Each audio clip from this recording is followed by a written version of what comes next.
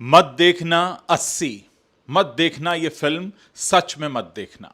अगर तुम उन लोगों में से हो जो सिनेमा हॉल में बैठकर ताली बजाते हैं, आंखें पोंछते हैं और फिर बाहर निकलकर पूछते हैं यार आज डिनर कहां करेंगे, तो मत देखना ये फिल्म। क्योंकि ये फिल्म खाने की टेबल पर भूल जाने के लिए बनी नहीं है। ये फिल्म तुम्हारी नींद उड़ाने के लिए बनी है। और मत देखना ये फिल्म अगर तुम खुद को बहुत अच्छा इंसान समझते हो, अगर तुम सोचते हो कि रेप करने वाला कोई और होता है, कोई दूसरे प्लेनेट से आता है, कोई राक्षस होता है, कोई दरिंदा होता है, कोई होता है जो तुमसे बिल्कुल अलग होता है, अगर ये तुम्हारी सोच है तो मत देखना। क्योंकि 80 तुम्हारे उस भ्रम को तोड़ देगी। यह फिल्म तुम्हें बताएगी कि रेपिस्ट किसी के घर में पैदा होता है, किसी की मां उसे खाना भी खिलाती है, किसी का बाप उसे स्कूल छोड़ने जाता है, किसी के घर में दिवाली मनाई जाती है, किसी के घर में ईद, और वो घर कहीं ना कहीं तुम्हारे जैसा ही होता है। अगर यह सुनकर तुम्हें गुस्सा आ रहा है तो मत देखना। क्योंकि गुस्सा तब आता है जब आईना सच दिखाए। और मत देखना ये फिल्म अगर तुम बाप हो और तुमने कभी अपने बेटे से बात नहीं की, बात असली वाली, वो बात जो असुविधाजनक है, वो बात जो स्कूल नहीं सिखाता, वो बात जो समाज दबा देता है कि ना का मतलब ना होता है और औरत की चुप्पी सहमति नहीं होती, उसके कपड़े, उसका वक्त, उसकी हंसी कोई निमंत्रण नहीं होता। अगर तुमने ये बातें नहीं की हैं तो इस फिल्म में एक दृश्य आएगा, एक माँ बाप का दृश्य, जब उन्हें पता चलता है कि उनका बेटा रेप में शामिल था। उस दृश्य में कोई चीख नहीं है, कोई नाटक नहीं है, बस एक चुप्पी है जो तुम्हारी छाती पर पत्थर की तरह रख दी जाएगी। और उस चुप्पी में तुम्हें अपनी परवरिश दिखेगी, अपनी गलतियां दिखेंगी, अपनी वो बातें दिखेंगी जो तुमने कभी की ही नहीं। अगर तुम ये देखने के लिए तैयार नहीं हो तो मत देखना। और मत देखना ये फिल्म अगर तुम एक मां हो और तुम सोचती हो कि तुम्हारा बेटा ऐसा नहीं कर सकता, क्योंकि हर मां यही सोचती है। और फिल्म यही सवाल पूछती है, क्या तुमने कभी जांचा, क्या तुमने कभी देखा कि वो अपने दोस्त से कैसे बातें करता है, अपनी बहन से कैसे पेश आता है, अपनी टीचर के बारे में क्या विचार रखता है, या बस ये मान लिया कि मेरा बेटा राजा बेटा है। क्योंकि ये मानना आसान था। इस फिल्म में एक माँ है और उस माँ की आंखों में जो तूफान है वो तुम्हें रात भर सोने नहीं देगा। अगर तुम ये दर्द सहने के लिए तैयार नहीं हो तो मत देखना। मत देखना ये फिल्म अगर तुम वो इंसान हो जो खबर पढ़कर सबसे पहले ये सोचता है कि रात को इतने बजे क्यों निकली थी, अकेले जाने की ज़रूरत क्या थी, ऐसे कपड़े क्यों पहने थे, लड़के के साथ जाना था, पहले से जानती थी तो गई क्यों। अगर तुम्हारे दिमाग में सारे सवाल आते हैं तो ये फिल्म तुम्हारे लिए सबसे ज़रूरी है। पर अगर तुम ये सवाल सुनकर भी नहीं बदलोगे तो मत देखना।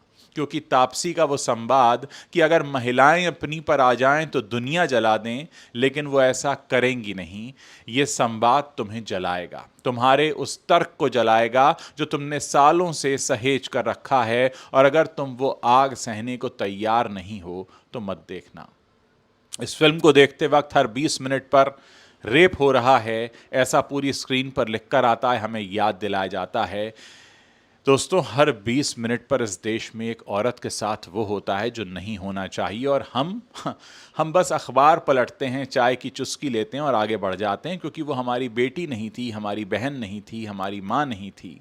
पर अनुभव सिन्हा की फिल्म 80 आपको ये सुविधा नहीं देती। ये फिल्म आपको कुर्सी से उठने नहीं देती, ये आपको बेचैन करती है, ये आपको झकझोरती है। और जब आप सिनेमा हॉल से बाहर निकलते हैं तो एक सवाल आपके साथ चला आता है जो रात भर आपका पीछा करता है, और वो सवाल है कि इस सब के लिए जिम्मेदार कौन है, इस प्लेनेट के लोग या दूसरे प्लेनेट के।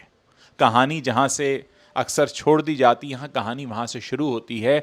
ज़्यादातर फिल्में रेप के बाद ख़त्म हो जाती हैं, या तो पीड़िता मर जाती है, या बदला ले लिया जाता है, या फिर क्रेडिट्स चल जाते हैं। लेकिन 80 वहाँ से शुरू होती है जहाँ बाकी फिल्में ख़त्म होती हैं।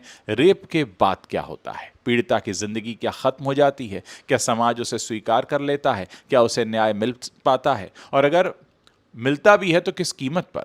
क्या न्याय का मतलब सिर्फ फांसी होता है या कुछ और भी है जो हमें समझने की ज़रूरत है? ये फिल्म इन्हीं सवालों को केंद्र में रखकर चलती है, बहुत ही व्यावहारिक नज़रिए से, बिना किसी नाटकीयता के, बिना किसी मेलोड्रामा के, बस एक ठंडी पैनी नज़र से जो समाज के हर तबके को देखती है और कहती है, देखो ये तुम हो।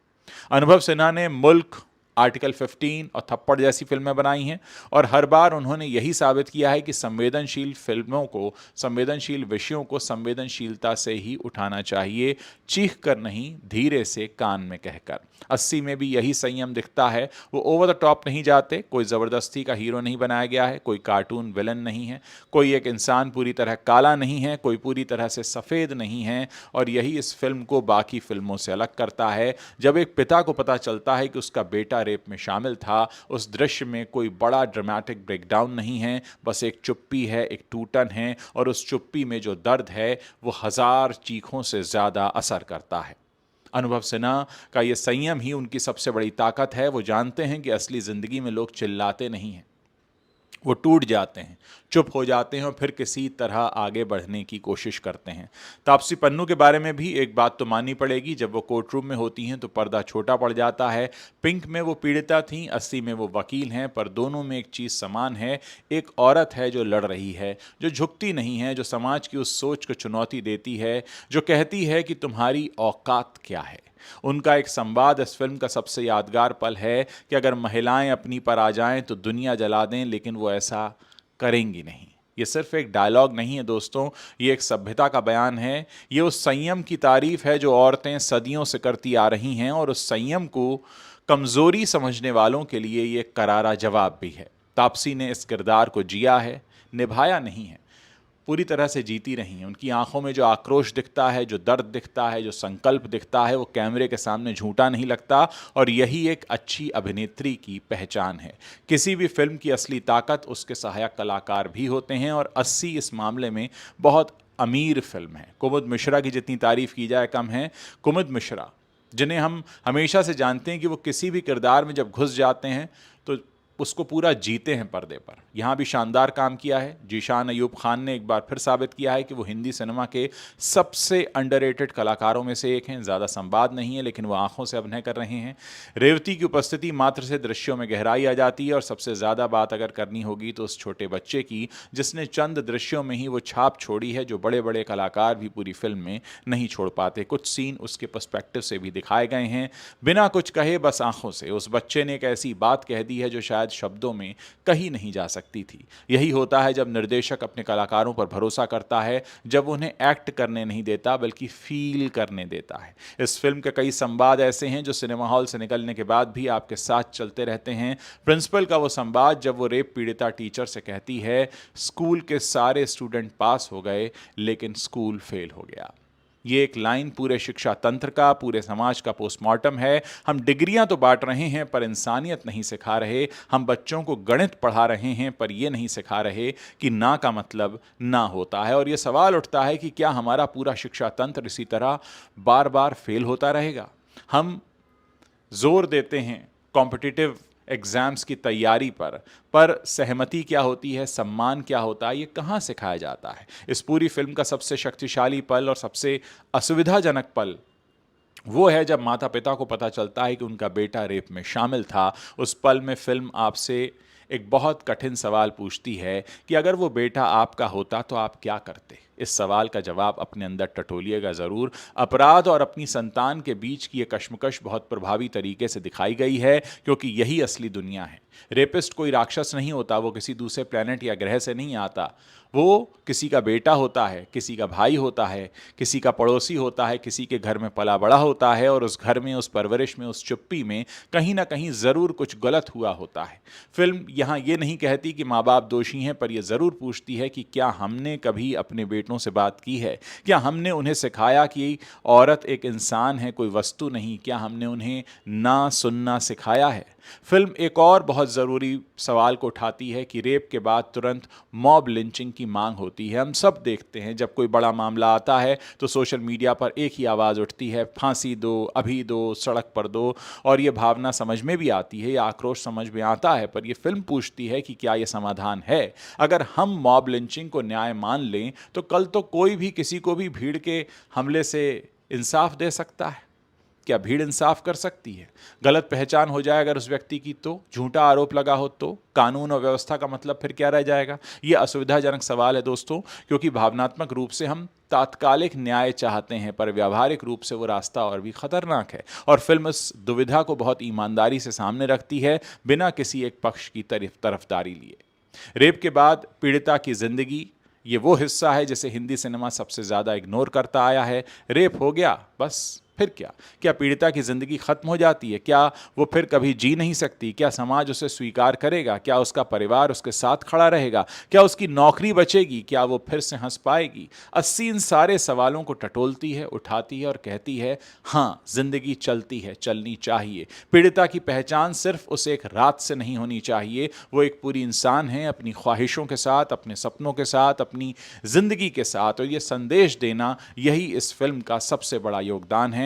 80 फिल्म बहुत साफ तौर पर कहती है कि रेप एक सामाजिक दोष है। इसके लिए सरकार और पुलिस से ज्यादा समाज को अपनी सोच में झांकने की जरूरत है।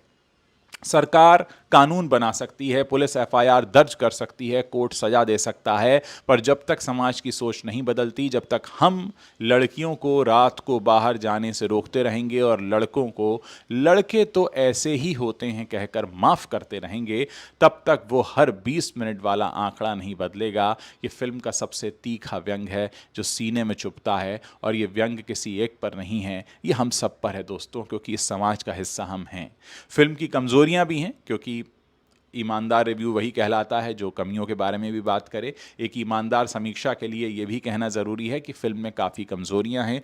कहानी एक तरह से पूरी नहीं होती, फिल्म की रफ्तार कुछ जगहों पर धीमी पड़ती है, कई जगह भटकती है, कुछ दृश्य जो हैं वो खिंचते हुए लगते हैं, और कुछ किरदार ऐसे हैं जिन्हें और गहराई से शायद एक्सप्लोर किए जाने की ज़रूरत थी। पर जब विषय ही इतना भारी हो तो शायद ये धीमापन भी ज़रूरी होता है। ये आपको सोचने का वक्त भी देता है, ये आपको हर दृश्य को एब्जॉर्ब करने का मौका देता है। फिल्म का अंत उदय प्रकाश की उन पंक्तियों से होता है कि आदमी मरने के बाद कुछ नहीं सोचता, आदमी मरने के बाद कुछ नहीं बोलता, कुछ नहीं सोचने, कुछ नहीं बोलने के लिए मरना ज़रूरी नहीं है। कुछ ना सोचने और कुछ ना बोलने से इंसान मर जाता है। ये पंक्तियाँ एक तमाचा हैं। हम जीते जी मर चुके हैं, हम सब कुछ देखते हैं, समझते हैं, पर बोलते नहीं, सोचते हैं पर करते नहीं, और ये चुप्पी, यही इस समस्या की सबसे बड़ी जड़ है। आखिरी बात, क्या हम देखने के बाद, इस फिल्म को देखने के बाद बदलेंगे? मेरा आखिरी सवाल यही है कि हम तालियां बजाते हैं तापसी के संवाद पर, हम सीट से उठकर खड़े हो जाते हैं उस प्रिंसिपल वाले दृश्य पर, हम रोते हैं उस माँ बाप की कश्मकश पर सिनेमा हॉल से बाहर निकलकर करते क्या हैं? क्या हम अपने बेटों से बात करते हैं? क्या हम अपनी बेटियों को वो आज़ादी देते हैं जिसकी वो हकदार हैं? क्या हम उस पड़ोसी की उस टिप्पणी का विरोध करते हैं जो किसी लड़की के बारे में एवं ही गलत बोलता है, कभी उसके कपड़े देखकर, कभी उसकी हंसी देखकर? और अगर नहीं तो फिल्म देखना और ना देखना बराबर है। इसीलिए मैंने इस रिव्यू के शुरुआत में साफ कहा कि कैसे लोगों को ये फिल्म देखनी चाहिए। 80 एक फिल्म नहीं है, ये एक आईना है, एक सवाल है, एक चुनौती है। सवाल ये नहीं कि आप इसे देखेंगे या नहीं, सवाल ये है कि देखने के बाद करेंगे क्या। मत देखना इस फिल्म को अगर बदल नहीं सकते खुद को, अपने आसपास की दुनिया को, क्योंकि फिर खुद से नज़र कैसे मिलाओगे। मैं चाहूँगा कि अगर आपने फिल्म देखी है तो मुझे बताएं कि आप मेरी बात से इत्तेफाक रखते हैं या नहीं रखते हैं, आपका पॉइंट ऑफ व्यू क्या है। इस बारे में कम से कम ज़रूर लिखिए। अपनी उंगलियों को इतना आराम देना ठीक नहीं। नीचे लिखिए, साथ में अपना नाम और अपने शहर का नाम लिखना मत भूलिएगा। मैं आपके कमेंट्स पढ़ने का इंतज़ार कर रहा हूँ।